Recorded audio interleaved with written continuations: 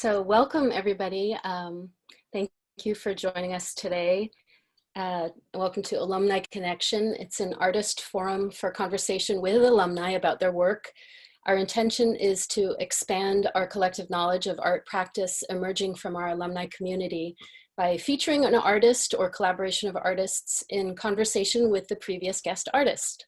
Today, we are honored to highlight the work of Lehuauakea in conversation with one of our previous guest artists, Angélica Maria Millán Lozano. Angélica is an artist from Bogota, Colombia, and is currently based in Brooklyn, New York.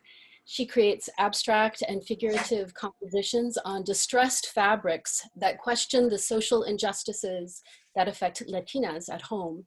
She received her MFA in Visual Studies at PNCA in 2017 and is a co-founder of cvllejerx, a fashion, poetry, and performance collective.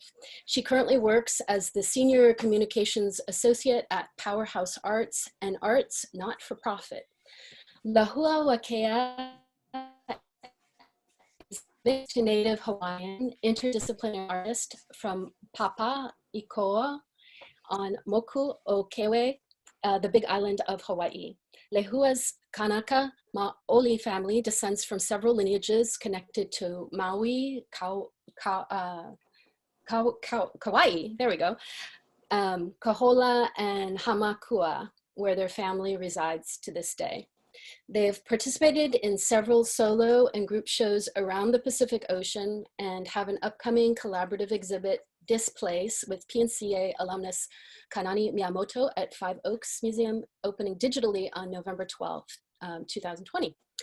Through a range of craft-based media, their art serves as a means of exploring cultural and biological ecologies, spectrums of indigeneity, and what it means to live within the context of contemporary environmental degradation.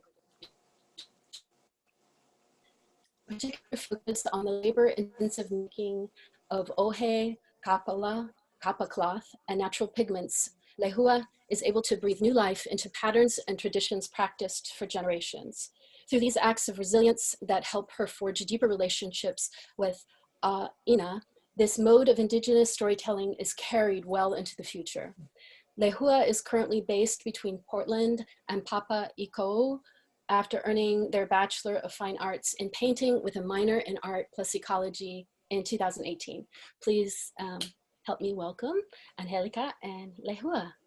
And please, if you're just joining us, make sure to have your mic off. We'll have some question time at the end, and you can either put questions in the chat, or Angélica will lead you in questions. Thank you.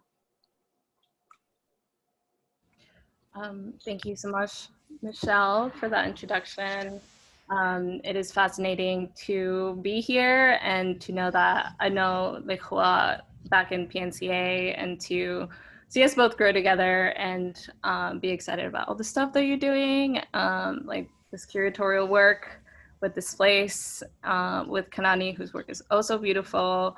So I'm actually curious if you can tell us a little bit about this curatorial project that you're doing, just briefly.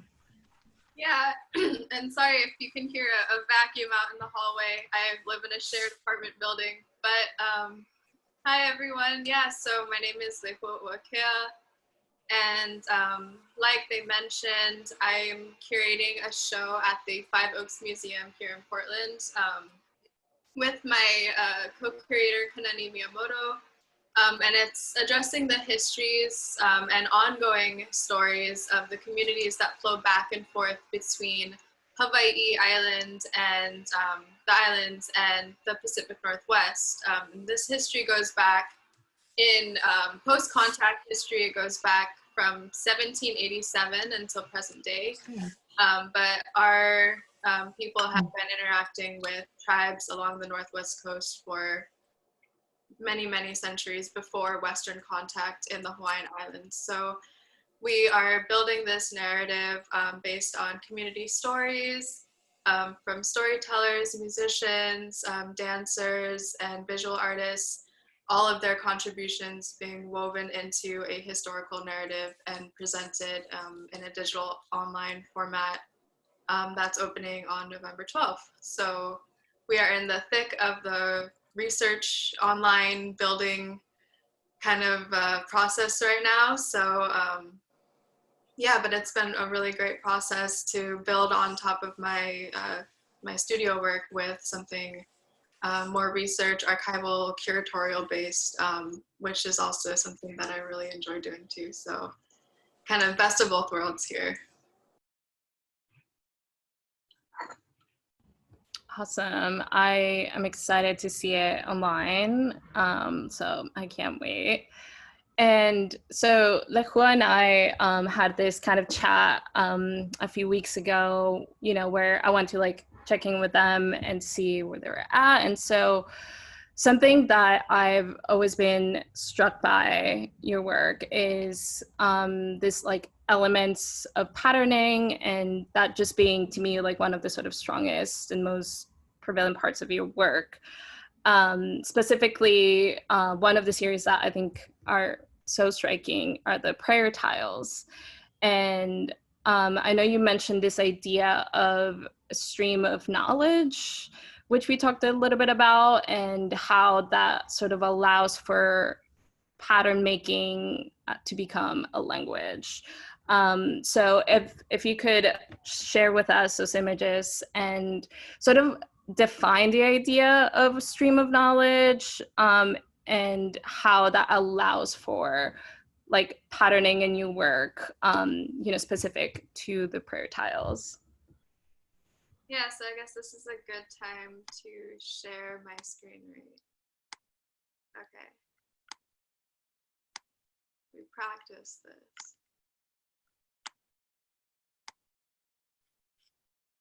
All right. Is that all good there? Okay, Yes. so these are the prayer tiles that Angélica was referring to. And yeah, to answer your questions about the stream of knowledge, so water is a very critical part of Hawaiian culture. The word for water is in the word Hawaii, and it's inherent in our language, in the way that we relate to our environment, to each other, and to ourselves in relation to all of these things. And so stream of knowledge, when I think about that, it's this intergenerational tradition of storytelling and way of being, cosmology, that doesn't stop. The water cycle, it's a cycle, right? It's a circle. And so this stream doesn't start or stop with me. I am just a means of carrying it along. And so this is a way that I'm doing it through my practice, through meditative pattern making, especially through the use of indigenous or natural organic materials that are native to the environment that I'm working in. And so right now, here is a piece that has Oregon pigments. These are pigments found on the Oregon coast and in the Oregon desert, kind of near Playa, Paisley, Oregon. And so by doing this, I'm creating a relationship, an ongoing story with the land that I'm on, and telling that through pattern and the materials that I'm working with. Here's another one here. And these were all done during quarantine too. So this kind of adds another layer of meaning to what these represent in terms of finding balance, finding kind of a center, and trying to make meaning out of a very uncertain time. Finding connection to the stories that I was raised with, and finding how they resonate with my life now. Because again, the stream of knowledge is something that repeats. It's cyclical. It's not linear. So this is one way that I translate it into patterns that repeat. There's that rhythm. It's like the rhythm of life, if you will. And so that's another one of the prayer tiles. Does that answer your question? Yeah. Would you mind going a little bit in detail about just the patterns themselves, you know, I see a lot of, you know, of course, triangles and really high contrast in the work. So if you can speak to that a little bit. Yeah, so the triangle is something that it's just one of the strongest shapes that we use in our design. And if you think about it from like a physics point of view, it is the strongest shape in like architecture and things like that. But I think that really resonates within a design, like a 2D design element, because it's easily tesselatable, or you know, it can fit in many different arrangements and different patterns with each other. So it's a motif that you find in many different arrangements and usages in Polynesian design. And that stark contrast is another thing that we are known for. Very brilliant, bold colors, and I think I kind of blend that with my Japanese ancestry as well. And so you see kind of that influence with the gold and like the deeper, kind of more muted greens in this piece, or the low contrast in this piece with the dark background and the more rusty brown. And here too, even with the color palette, but again, with the triangles, it's just something that I can use in many different forms to create different meanings, depending on the colors that I'm using, the background even that it's on, the substrate, or the arrangements that I'm using them, and how I'm fitting the triangles themselves together. Oop. So I feel like I just made a sort of connection with the word that you just said, like testability, and you know, that I'm making a connection to the stream of knowledge that you just mentioned.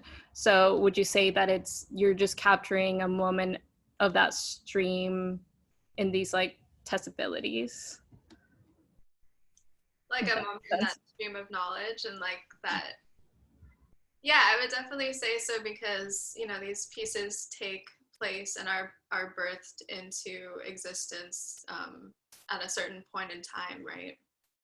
Out of certain materials that came from a certain place. And so that relationship is very specific, but it's only in relation to the larger stream of knowledge, like, right? Like, so how did these patterns even create meaning for me to use them in the first place? How did that meaning come to be passed down to me? And how do I intend to pass that down further? And so thinking about how my work fits in relation to the larger context of my community and my history is super important to how I use these patterns and how I incorporate them respectfully into the larger narrative. Thank you. So I know we also talked about this idea of like your process being similar to sort of adding letters to an existing alphabet. So I'm curious about a little bit more on your process on deciding like what sort of element comes next and how that perhaps affects the following elements or letters that come after that. Like in terms of like the symbols that I use, or? Yeah. Yeah, so I mean, it really depends on what kind of story I want to tell, right? I tell all kinds of stories. A lot of my inspiration comes to me through visions, which is, or dreams, which are a traditional way of having stories pass through you from your ancestors or your guardians. In my culture, another way is documenting the ongoing events that I'm seeing in my daily life. So I've made pieces about the Black Lives Matter movement, for example. I've made pieces about quarantine and how I've found or tried to find balance and navigate through these times. I've made pieces about navigating the balance between my life in Oregon and Hawaii, and how I straddle those two very different places.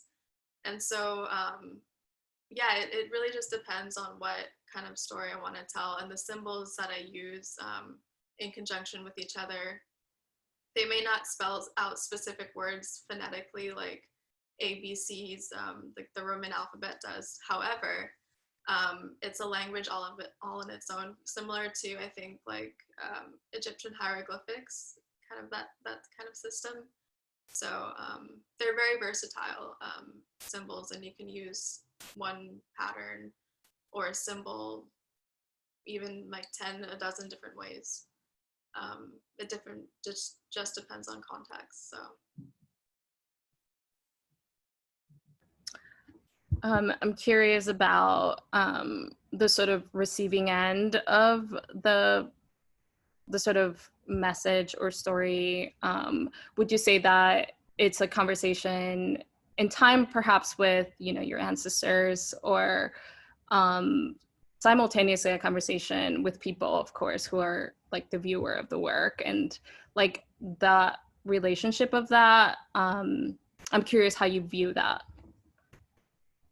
Like my audience and my relationship with the work and the audience, and yeah, it depends, because a lot of the things that I have to share are kind of personal, or the stories aren't yet meant to be shared publicly, and so I really am kind of discerning about what I choose to share, what I choose to pass on, who I choose to share it with.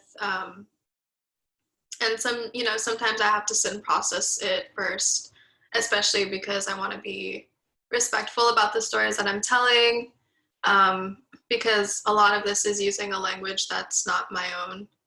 And so I'm just building on it and sharing it and passing it on. And I want to be able to do that in a pono, or like a correct way. So yeah, I think I've really, as you know, in the last couple years, as my practice has developed, I've kind of really been able to have a taste of like museum sharing, what that context looks like, or what it looks like to share in an academic versus a gallery setting versus a community like circle setting. And they're all very, very different, especially being an Indigenous person. And I've really kind of had some challenges and a lot of successes in that regard. So yeah, I think going forward, I just need to continue to be mindful about who I'm sharing with, what platform I have, what privileges I have, and who my audience is in relation to that, because there's so much that is not just me involved, you know, it's about the community. So my audience is a huge part of that, and I'm very aware of their involvement, you know. Yeah, absolutely. I can relate to that in many ways. And so I wanted to also transition to a conversation about color, which is, I know, a very important process and element of your work. And I know that there is this process that you sort of forage tones and elements that speak to a place, or they are from specific places, and you know, that being really important to, correct me, like I'm sorry if I say this wrong, but the Kanaka Maloi tradition, and just the process of the foraging of pigments and natural pigments is something I find really beautiful and clearly intentional. So if you can speak to the process of that sort of foraging of colors and tones, and how that process alone translates into the work. Yeah, so my ancestors were so closely tied with their environment. They knew how to find any color of the rainbow that they wanted, how to make it, how to process different parts of a plant, from the roots to the flowers to the seeds, the berries, to get exactly the color that they wanted or needed. And so that relationship I try to carry here in Oregon, even though I'm far from home and I don't necessarily have the same kinds of plants that I would have access to back there. I try to approach the plants that I do have here with that same mentality, that same kind of resourcefulness that I want to be in kinship with my environment. And so how do I make that happen? How do I relate and find relation instead of separation to the plants that I have here, even though they might be unfamiliar at first. And so this is one of the colors that I've found here in Oregon. This is actually a mineralized spruce cone out on the Oregon coast. And this is really exciting for me and for a lot of other dyers, because blue is one of the hardest colors to make or to find in nature. And often when you do find it, it's very unstable in plant form. So to find it in a mineral form is very, very special and precious. And so to be able to carry that into my work, I'm not only using this material in its physical form, but I'm carrying the story of the person who guided me here to this spot. I'm carrying the story of the people who originally occupied these lands, who were the original indigenous stewards of this environment. And I'm also creating a deeper bond with my history in this space that I can share with others. And so by doing that just through the simple color of blue, it's really not so simple anymore. You know, it has that much more of a history. And so that's how I see the use of color in my work, because it's so much more than just color. Let's see. Yeah, this is the plant that I use to make kapa. This is the paper mulberry tree, or the voka tree in Hawaiian. And it's not per se color, but it's another material that I use and have a deep relationship with in relation to place.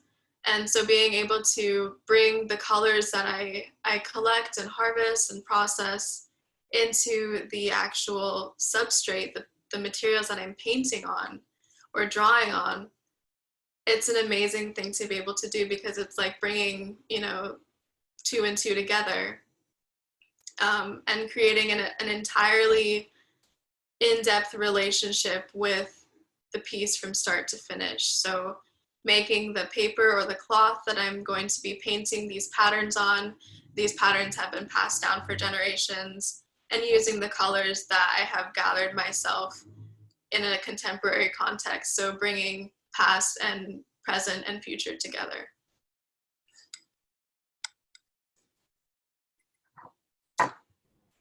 Would you go back to the piece, which that was part of your thesis work, is that right? From when you were at PNCA? This one. Yeah. Yeah. So would you mind sharing with us like some of the tones and where you might have collected them for this piece? Yeah, so this piece was talking about kind of the weaving of several different dichotomies. My Native Hawaiian indigeneity and my side being born in Portland, Oregon, and then also the weaving of traditional indigenous environmental values with Western science and technology towards sustainability. And so weaving all these dichotomies together, I chose to do that, have that be reflected in my materials as well. And so I had the combination of natural dyes and earth pigments with commercially bought acrylic wash. And so a lot of the smaller printed patterns are going to be done in the gouache. And then all of the larger areas that have like the purple, the yellow, and this kind of like grayish purple brown, this brown in the center of the red lines, and all of the kind of tan and golden colored circles, all of those are the natural materials that I made. And so all of those were from materials here in Oregon. The brown is from acorn dye that I made. The purple is from viburnum tinus berries that I collected outside of a parking lot. The golden yellow is from turmeric grown here outside of Portland. And then the brown and the yellow is from coastal golden ochres and clays from the Oregon coast. And so I'm bringing together all of these different materials, kind of weaving together both physically and symbolically kind of the concepts that I was exploring here.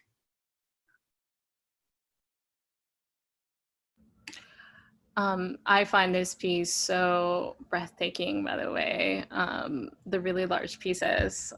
So thank you for sharing.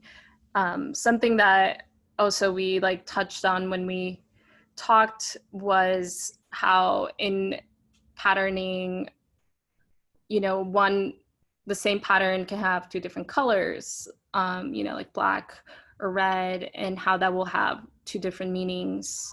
So I'm curious to just like hear about the importance of that sort of dichotomy, those two things sort of existing together and separately, and how you view that work existing in like right now.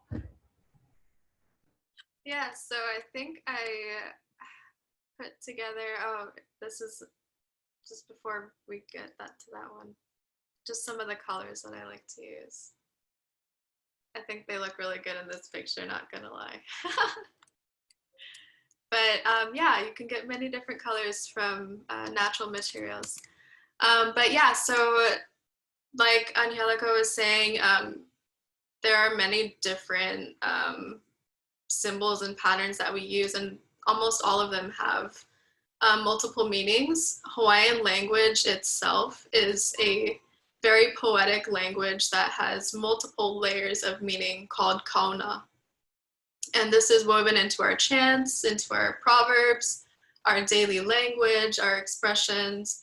And then this is also then carried into our language that we use with the symbols and the patterns. And so it unfolds into layers of meaning depending on what you used it with, the context of the other patterns, like even the color that you printed in. And so I wanted to kind of address that. It's not necessarily a dichotomy per se, because there are so many layers.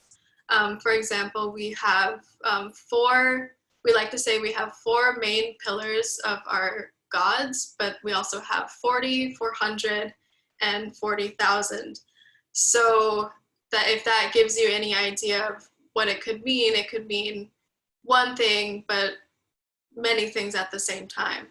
And so it just depends on what side you're seeing, right? What side of the geodesic dome.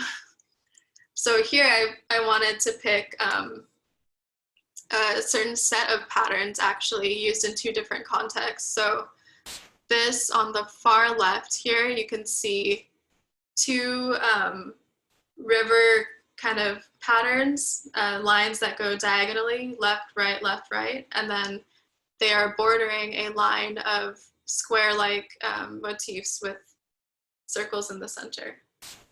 And this motif represents ocean waves and the tidal rocks, like right along the shoreline.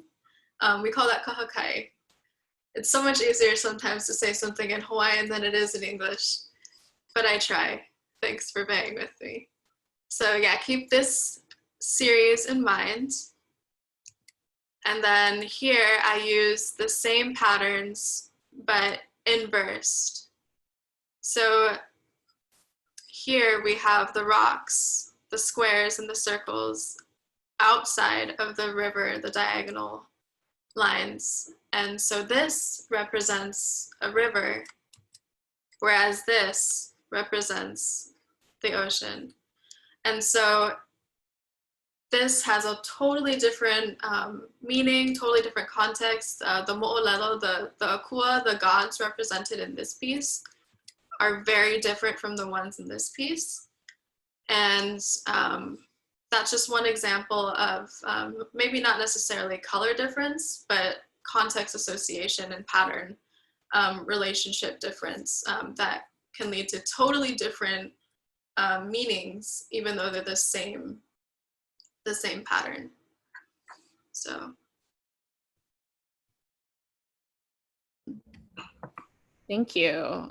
I love the idea of thinking of like a contained force, perhaps in here with like the sort of stones around the ocean, and then the other one being uncontained, for lack of a better word, force of that, and being represented also in this idea of the stream of knowledge that is sort of being represented. So it's almost like it's sort of flowing through you. So I'm totally understanding your process more. And so how do you decide the sort of combinations that you present in the work? So a lot of my pieces, especially over the last, I would say year and a half, have been in relation to traditional mythologies and representations of our gods, and how that can tie into my interpretation of ongoing events that I deal with in my daily life, how I bridge and navigate different spectrums of my own identity as well. And so, yeah, sorry, what was like the second half of your question? So it was like your sort of decision making in bringing these together, the patterns together. Yeah, so the different gods have different bodily forms and different purposes and relationships and roles that they play in terms of like the mythology and the metaphors that they serve in our culture. And so that plays out in different representations of the pattern.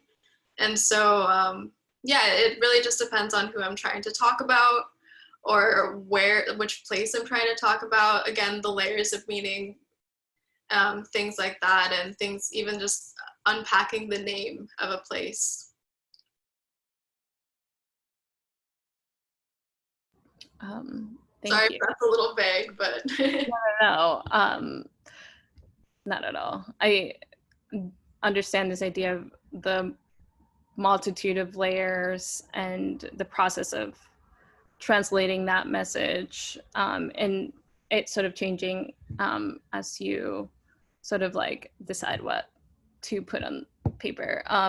But yeah, I wanted to talk about your tool making practice and just the sort of role of tools in your work generally, and if you can speak to that and the sort of relationship that the tools themselves have with the work.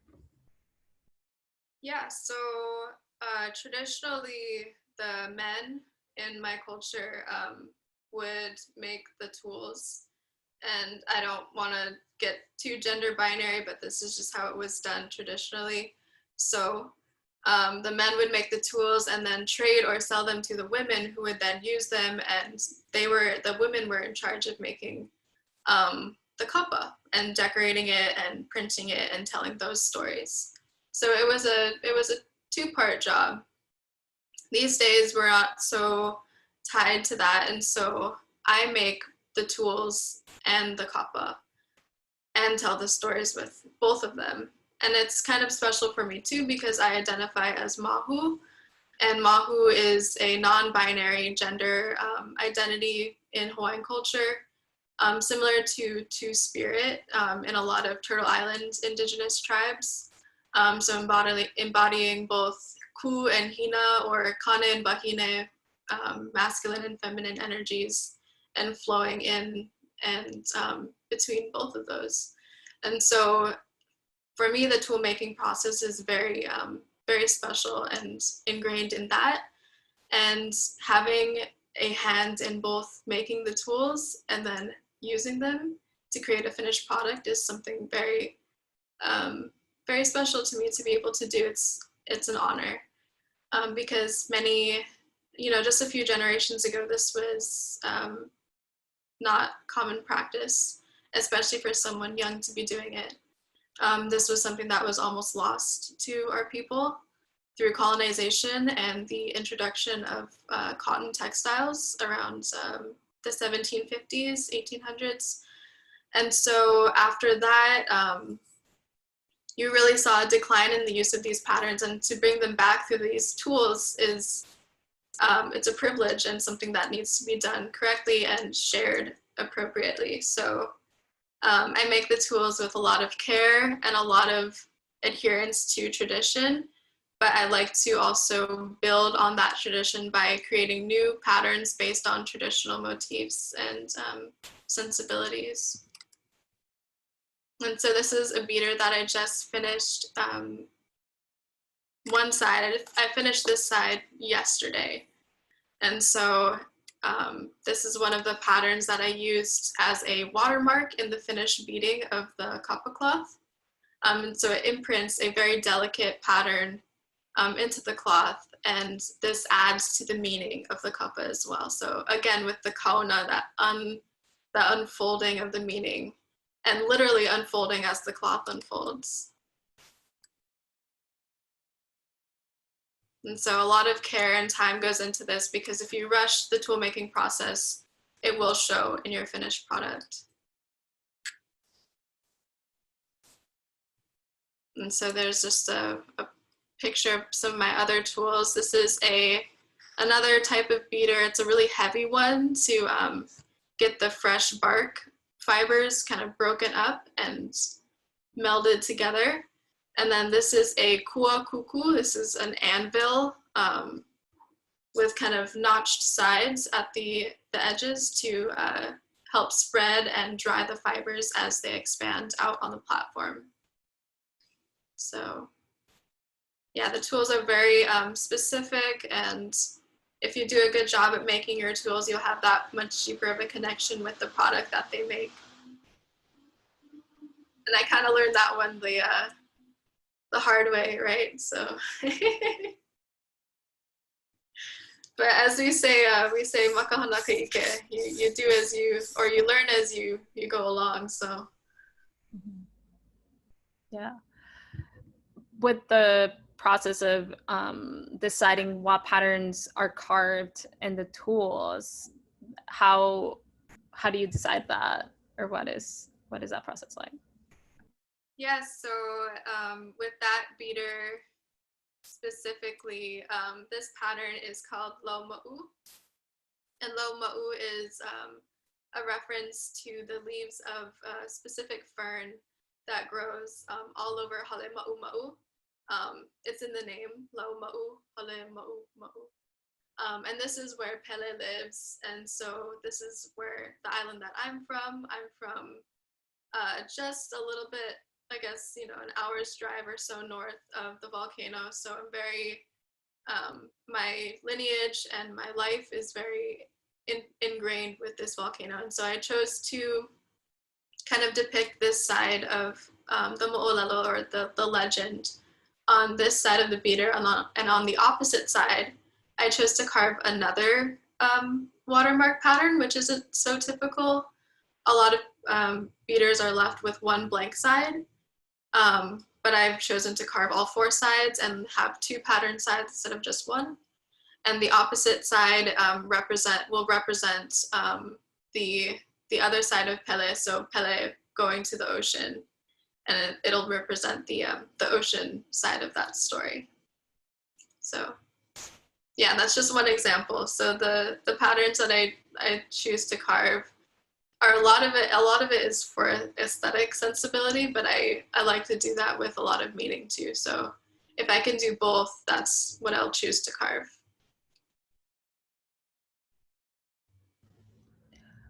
Is there a sort of number of like patterns that you choose to bring together that you set for yourself? I'm curious about just like deciding what tool to add to the making of a piece, if you can speak to that a little bit.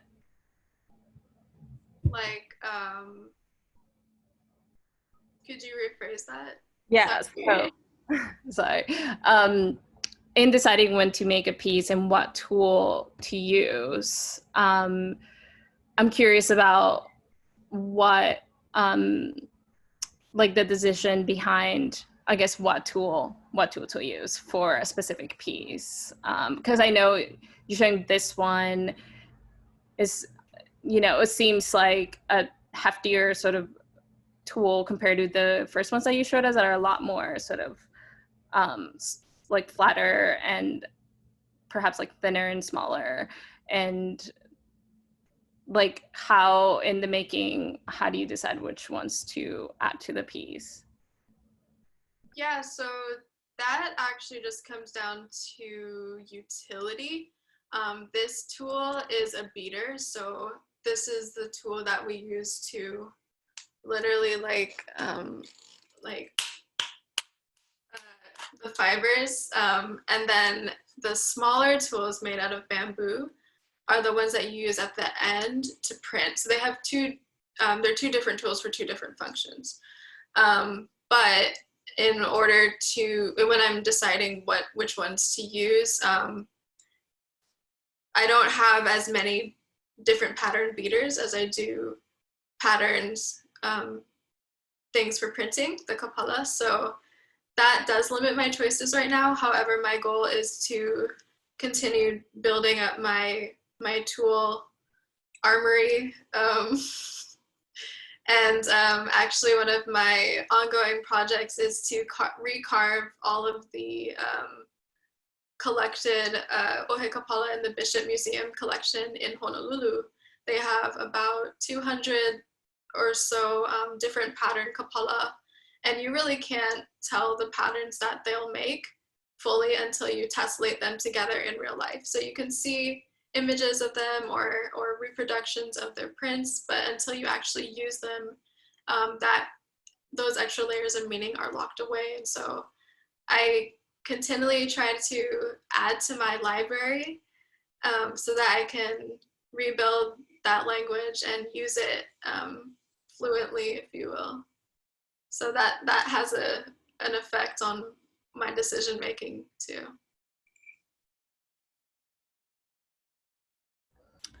That makes sense. Thank you for sharing that. And those were all my questions. So I think perhaps we can open it up to the floor for anyone who has questions.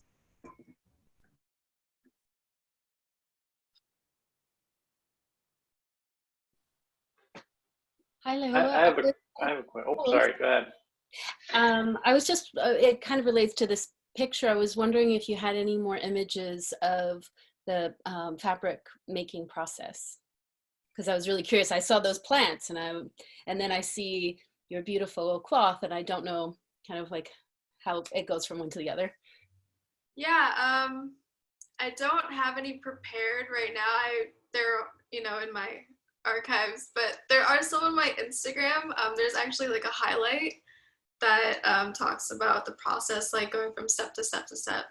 But yeah, I mean, basically we start with harvesting this tree. We cut it at the very bottom, and we cut a line from top to bottom along the entire bast of the tree, and that opens up the outside fibers. And so we peel that away from the inner hard wood, peel that away, and then strip away the brown and green outer bast, and you're left with the fibrous, kind of pulpy white fibers that you can use for kapa. And you can then either beat that out fresh, and that's what I'm doing here, and or you can ferment, or it's called retting. You can ret or ferment those fibers after you peel it away from the tree. You can soak it in water for a week, and it softens the fibers, and you can ferment them after you beat them out again and create something even finer. So there's many different processes. This that I'm showing you here is just the one that you can do in a day. Like if you needed clothes like that afternoon, this would be the method to go for. But traditionally, the fermentation process was reserved for the ali'i, or the chiefs, because it would take longer. and more skill to pull it off correctly. And so right now I actually have some, actually I can show you if you'd like. Is that? Yes, yeah. please. That'd Okay. be cool. Yeah. Let's see, I'm gonna stop screen sharing. Is that, okay. Let's see, 1 second.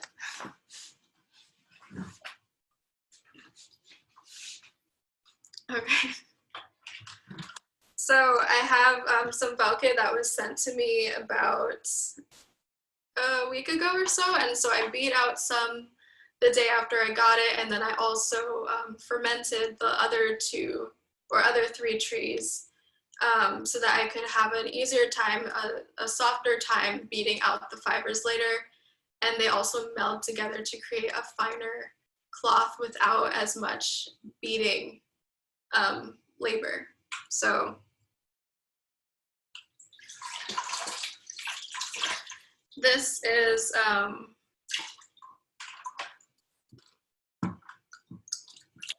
some of the fibers. This is actually rolled up. These are 3 trees, like the ones I showed you in the slide. This is 3 trees all rolled up from one of my mentors back home on Oahu.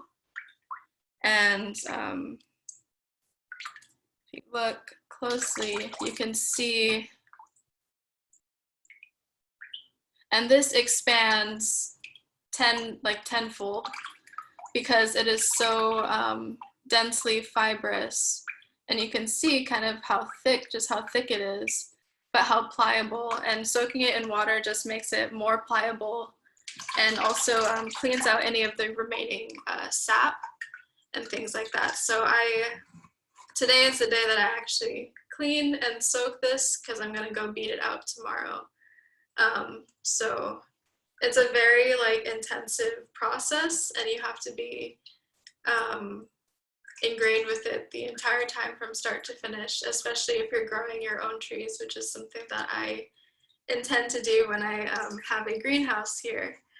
So yeah, that's just one part of the process that I get to share with you today. So Thank you. That was amazing. sorry, bucket.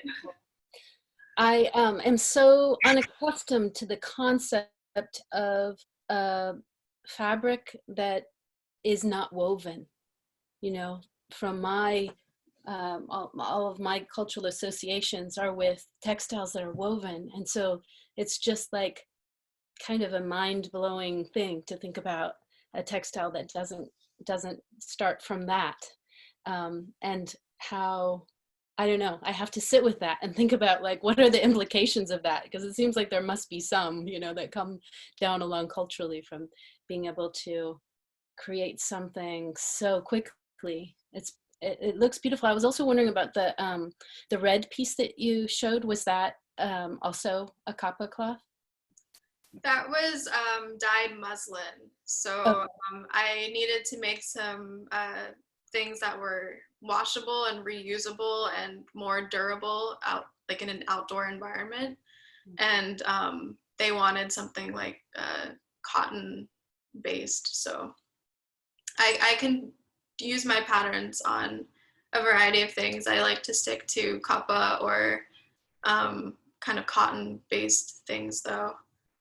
Yeah, but kapa bark cloth is something that's been used for centuries in many different parts of the world, not just Polynesia. And so it's a really sustainable cloth. It's reusable, it's washable, it's biodegradable, especially if you use all organic dyes and printing on it.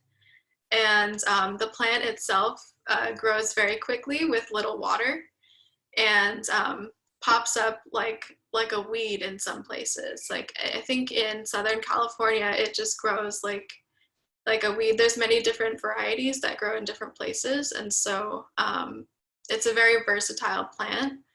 And there's many different ways that people have taken to processing it in different traditions. So it's really cool to be a part of something that's experiencing a resurgence, especially with, in this climate. But yeah.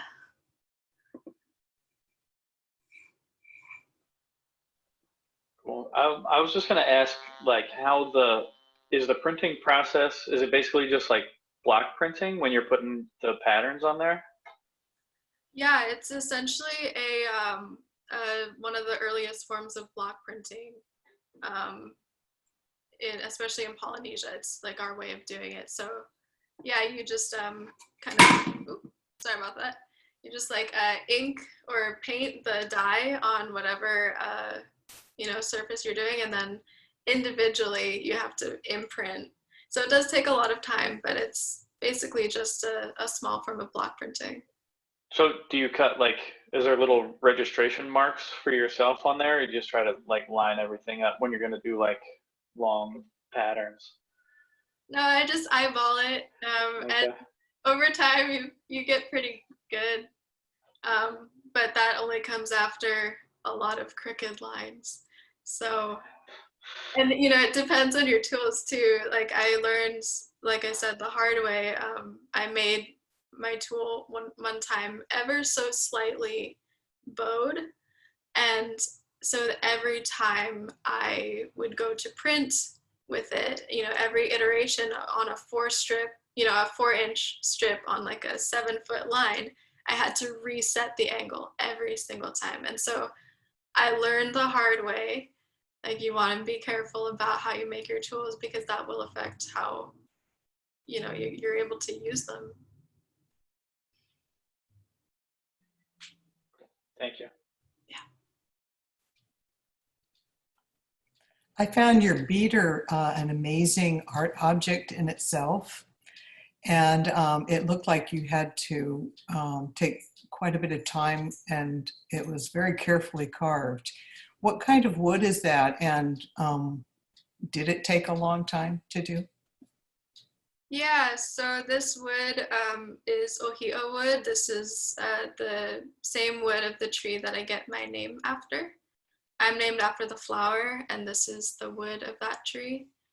And so it was given to me by my kumu, who was the kid that my grandma used to babysit, and they ran into each other after 60 years and found out that we were both doing the same work. So he ended up being my kumu, my teacher, and gifted me this this wood. So yes, it did take a long time for me to carve, mainly because I wanted to make sure that I was approaching it with the right intentions and with the right hand. So once I started that, the carving itself, I would say it took about a couple months on and off. I try to be kind to my hands and my body when I can. So even though I love carving, and I like to work, but I would like to work until I'm like 70, 80 and beyond. So I want to take care of myself, and I try not to push it too much.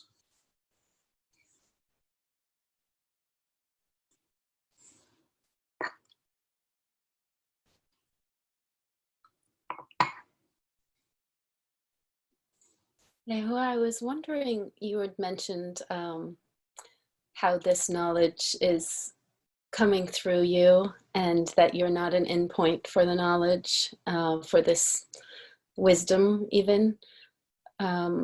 What you envision for yourself in terms of how you want to pass this forward, maybe, do you have a vision for other generations, or what are you hoping for with it?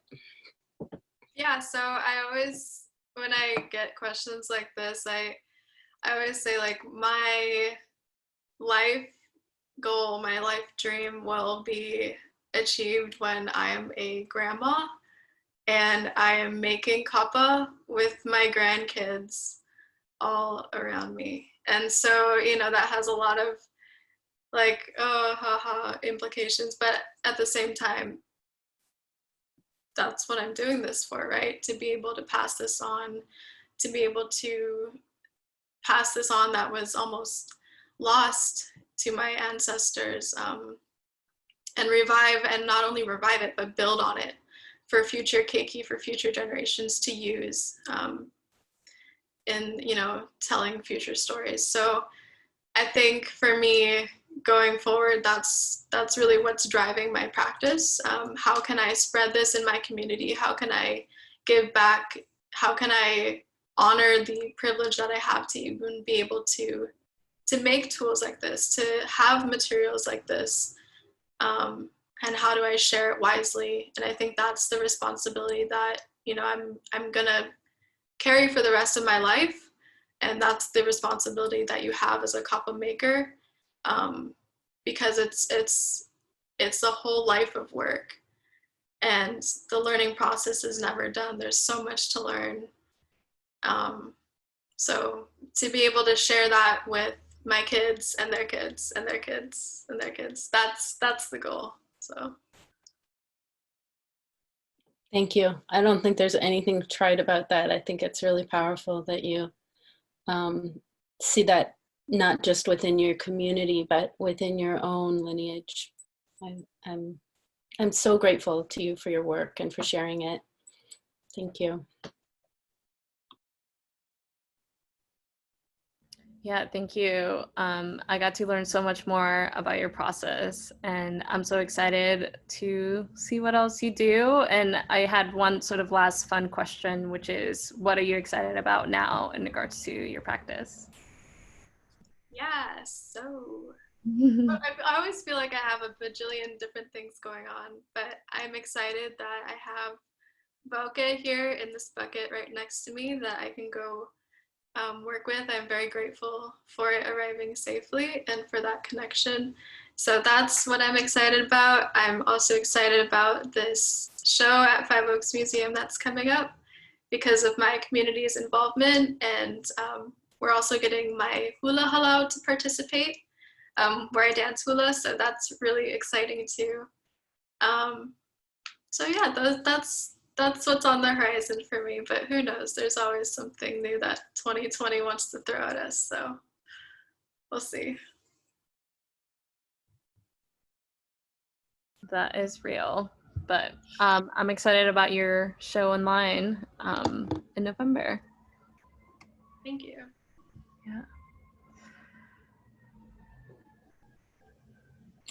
Thank you so much, Angélica and Lehua, for your wonderful participation and great thoughts. And thank you for joining us, everyone. And we've come to our time to say goodbye, and I hope you'll join us again. Please reach out if you have other suggestions about our format and what we're doing here. Our intention is to share probably 4 times a year. So we're looking at something in November for our next one, and hopefully Lehua will be our next interviewer. So we'll be keeping you posted about our next artist to be featured. Thank you very much. Thank you, everyone. Have a good rest of the day. Thank you so much. Beautiful job. Thank you. Thank you, everyone. Thank you, Lehua. Bye-bye. Yeah, amazing. Great job. See ya.